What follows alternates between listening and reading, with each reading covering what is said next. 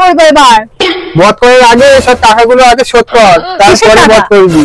তোকে যে ব্যালেন্স ভরে দিয়েছি, মরতে গিয়ে ফুচকা খাইয়েছি, সব দিয়ে দেওয়া হবে, সময় মতো সব পেয়ে যাবে। আগে তো তোকে বধ করি। নেলপালিশের টাকাটা এখনো মেটানো হয়নি।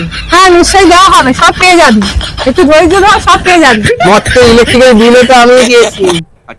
আমি যে এত সব জগৎ জননী, আমি সবাইকে দেখছি, সব জীব জন্তু পশু পাখি মানুষদের সবাইকে। তুই কি করছিস? আমি কি সবার ঠেকা নিয়ে বসে আছি? আমি একা নিয়ে আছি। তাহলে আমার হাতে আগে বধ হয়, তারপরে তো টাকা দেবো। বধ আমি হব না।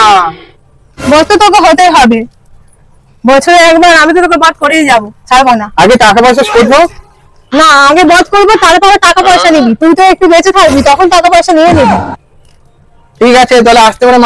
আমার গায়ে হাত পা খুব ব্যথা। আমি আসতে মারবো কেন? জোরে মারবো। বললাম না বছরে একবার মারি, জোরে মারবো, আসতে মারি না। এই নে। এত জোরে?